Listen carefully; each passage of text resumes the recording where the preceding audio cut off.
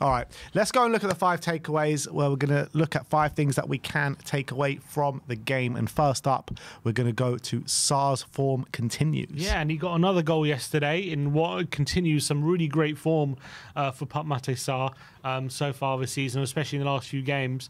Since the Man United game, he's got 5 goals or assists in 334 minutes. So that's actually a goal or an assist every 66 minutes for Pape Sarr over the last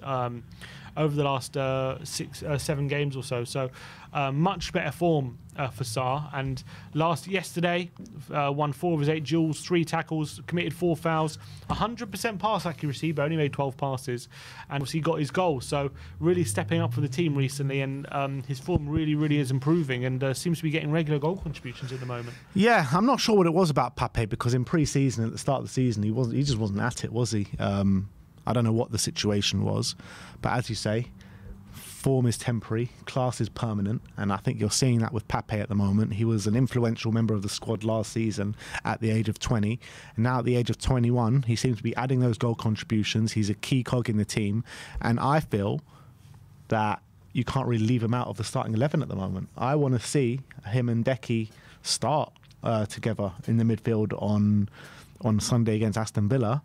But Maddison didn't play, and Decky and Sarr both started this game, so it'll be interesting to see which way Ange goes with it. Look, to be fair, he's making a lot of changes at half-time, so I think he'll have to make that decision. I remember last season when we played them at home, we had Lo Celso and Decky together, and they ripped them apart, but then we ended up losing. At the Villa Park, Maddison had a great game, but we had Pape next to him. So it's decisions to make. Pape's playing great though, and it's hard to leave him out. To be fair, last year against Villa at home, wasn't that the first time we saw like 2 number 10s start the game? We ran rings around them. Who was it? Lo Celso and Decky with Bentancur. That was Bentancur's first game back. So maybe we do go with Maddison and Decky again, but I mean, I just don't think you can ignore Sarr at the moment, but that's a great headache to have. Number 2, Decky owns City once again.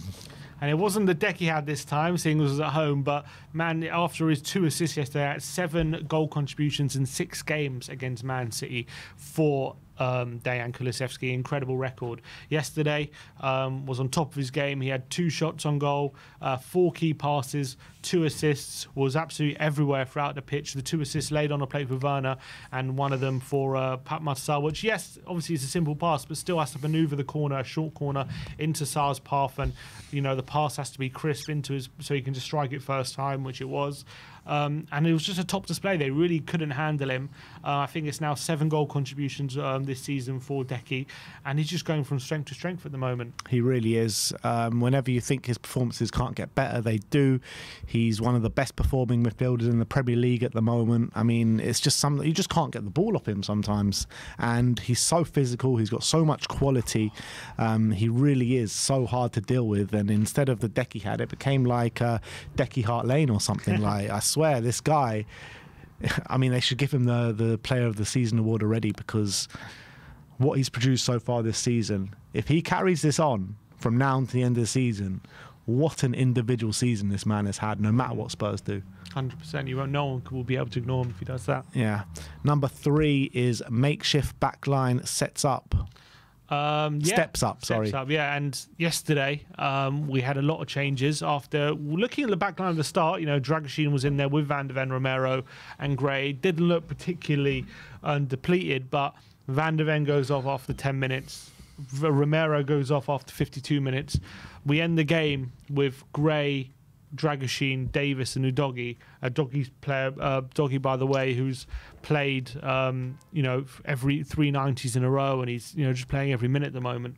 And they really stepped up in those final in the second half, in those final 40 minutes, and it would have been very easy for us to crumble at that point, and especially given we're playing such a Man City side who ask you so many different questions, as Ange said. I thought they reacted to that really well, and I thought Dragoshin and Davis at centre back especially really stepped up for the team right at the end of the game, and we needed them to be really strong. And as much as Man City had players out the team, you look at our back line, you have to say we were very depleted as well, and I thought he did really well to the back line did really well to hold strong. Yeah. I couldn't have put it better myself. I mean, Ben Davies comes in, puts in a really good display. Radu starts on the left, then goes on to the right. On the left, not so comfortable on the ball, but I think all in all, he had a really good performance. Romero probably puts in his best display of the season as well. So Archie Gray got better as the game wore on. Udogie had to come in and keep playing the minutes. So I think in terms of a defensive display, that's probably our best defensive display of the season. Yeah, I think so. And like literally all our defenders were involved. Number 4, we're going to look at proactive Ange. Yeah, and this was the second home game in a row he's made changes at half time, and it's positively impacted the game. And it's something that a lot of people have been criticising Ange for since he's come to Tottenham. Makes they changes too late. He doesn't change things up enough, especially after the Brighton game. That was the main criticism that people have given Spurs since that game. But to be fair, since that Brighton game, we had the game against West Ham. He changed it at half-time, 1-4-1. We had the game against Palace, albeit we didn't get the result, but half an hour to go, he completely changes the system, goes 4-4-2, and we completely changed the way we were playing, albeit it didn't work. But you can't say he didn't change it. And in this game, made another change at half-time, a tactical change. Basuma coming on for Sarr, really shored up that midfield. And I thought tactically it really helped. And obviously he was a bit proactive with the Romero change as well, because Romero wanted to stay on and just felt that he wanted to protect him. So he was quite proactive with that change. And so I think Ange is showing that he can be a lot more proactive with his changes recently. Yeah, absolutely. Everyone goes back to the Brighton game, and everyone knows what happened in the Brighton game, where we should have changed it a lot earlier than we did.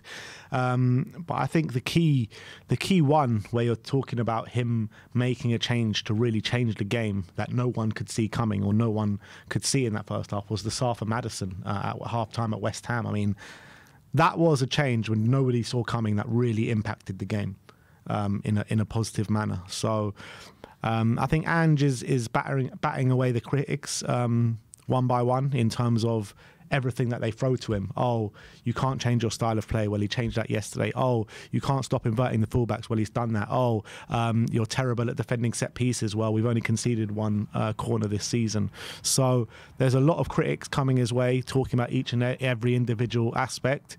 The next one he's got to bat away is defending at the back post, and then he's got to bat away the away form, which I'm sure he'll do both. And then the trophy. And then the trophy. And then the trophy.